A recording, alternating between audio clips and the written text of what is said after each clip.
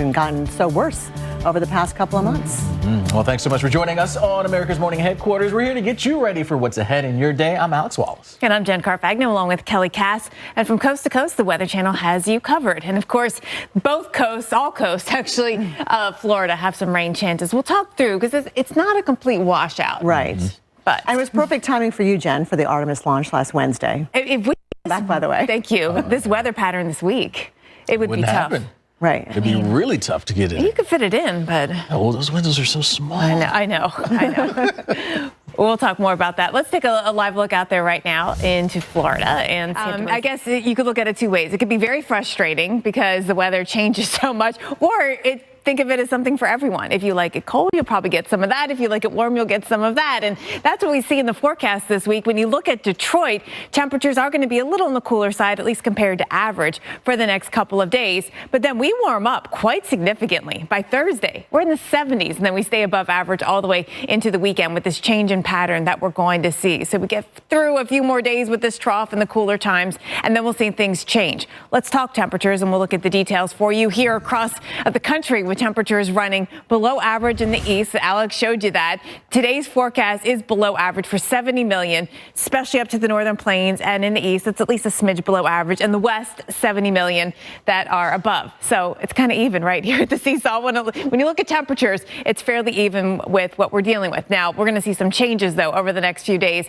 And temperatures are going to be warming up as the ridge builds. You can see that expanding over the middle of the country, 109 million above average. Still some below average, especially along the East Coast by midweek. But by the time we get to Friday, many more above average, both in the west and in the east. And you can see comparatively, 165 million above average, 4 million below average. Now, the southwest is interesting, I have to say, with your pattern, too. So keep an eye on that upper level low out there. That might be a factor in your temperatures as well as your weather. But the overall kind of deciding factor will be this ridge that is building through the week into the weekend into early next week. Temperatures really warming up across the East Coast underneath this really strong ridge here that takes over across that area. So here's how temperatures play out. We got warmth across the middle of the country on Wednesday. Minneapolis, you see that surge of up to 65 degrees by Wednesday. It's not going to last that long. That will be that warm, but you'll definitely see temperatures on the warmer side there. Moving eastbound in Buffalo, we could get snow showers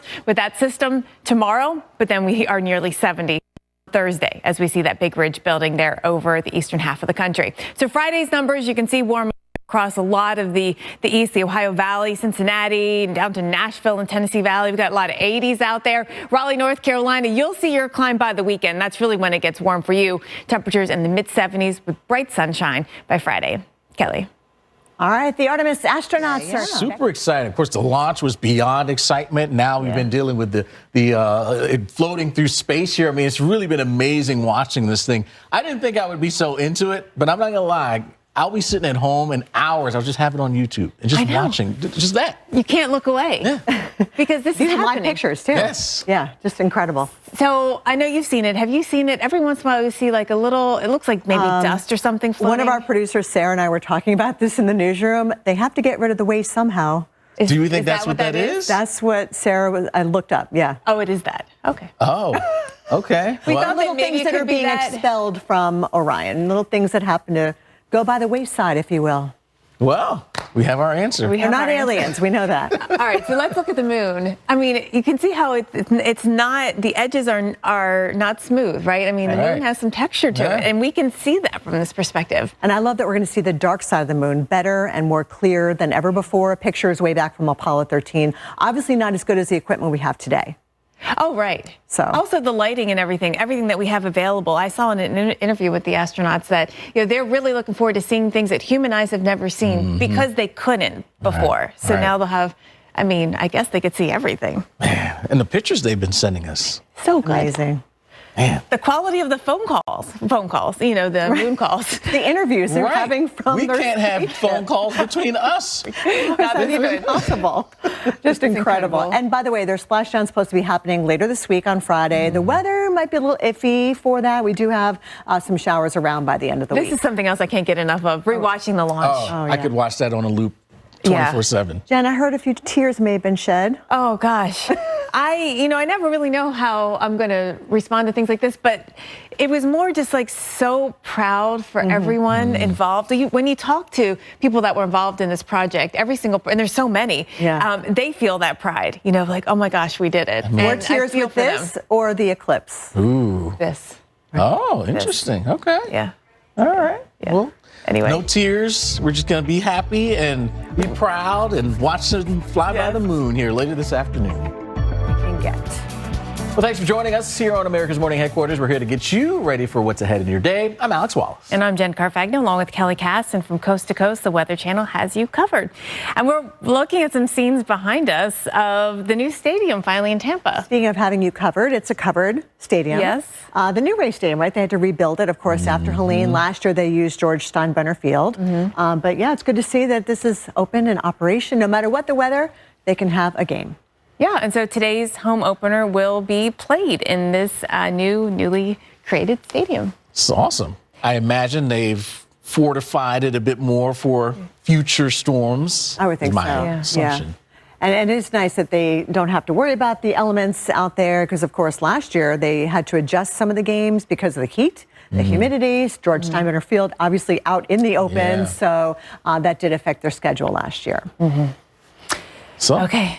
That's a good start We're back to at it. things. We're gonna need some roofs in Florida for ball games coming up this week because we do have some showers in the forecast. We do. And fans attending the game against the Chicago Cubs will be greeted by a new roof, new field, and new flooring. So you'll have that new stadium smell, I guess. How about new raindrops? It's been a while since we've had the rain here in Florida. We do need it. For those of you traveling home from the game, there may be some showers out there. But again, Tampa's down like, over 2 inches. So we're talking about a terrible drought that has really taken over all of Florida. Yes. All right, well, let's talk about what's going on in Florida as we speak. Watching here at the Weather Channel, just everything from what they're eating to the music they're waking up to. I mean, we're pretty obsessed, right? I definitely am. So this angle, it's always different every time we look. You can really see the texture on the moon. It's like the little bumpiness to it here on that kind of the right edge of this particular image as they're getting closer and closer.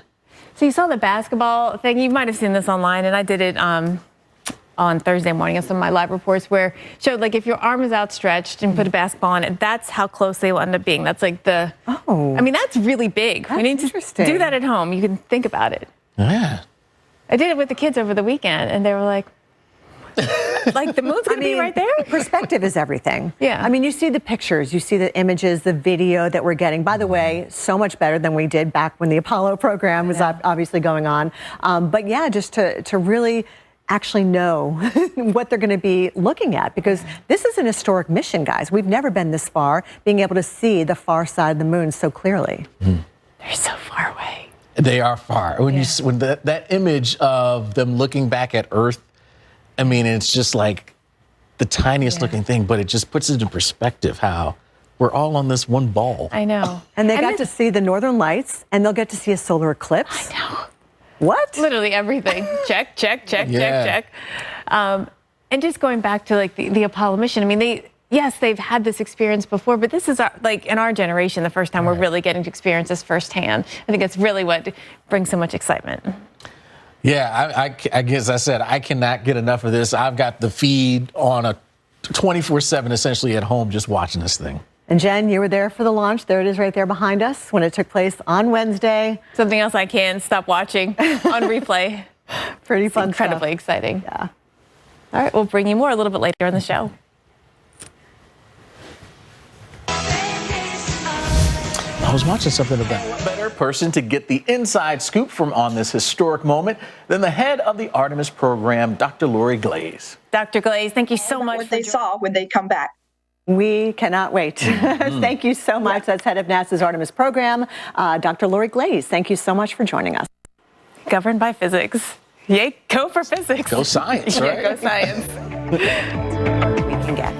We sure do. Well, thanks so much for joining us here on America's Morning Headquarters. Here to get you ready for what is ahead in your day. I'm Alex Wallace. And I'm Jen Carfagno, along with Kelly Cass. And from coast to coast, the Weather Channel has you covered. Speaking of being covered, we got there's a lot of fields that are going to need the cover today because of rain in Florida. Yeah, after almost 2 years, the Tampa Bay Rays are headed home. Today's home opener will be played in the newly repaired Tropicana Field. Remember, last year they had to play outdoors at George Brenner Field, and of course that weather playing a role in how the schedule played out for the year. Yes. Of course, this was basically not necessarily destroyed, but certainly damaged by the Hurricane Milton. That was back in October of 2024. And fans attending the game against the Chicago Cubs will be greeted by a new roof, new field, and new flooring. Of that new stadium smell. In a few years, they get a brand new stadium. After they did all this work, they still have another stadium that's in the works. But you can see the forecast, guys, for this domed stadium. We do have a few showers maybe for the ride home for folks. But no worries. No worries. Because if the rain did come in a little sooner.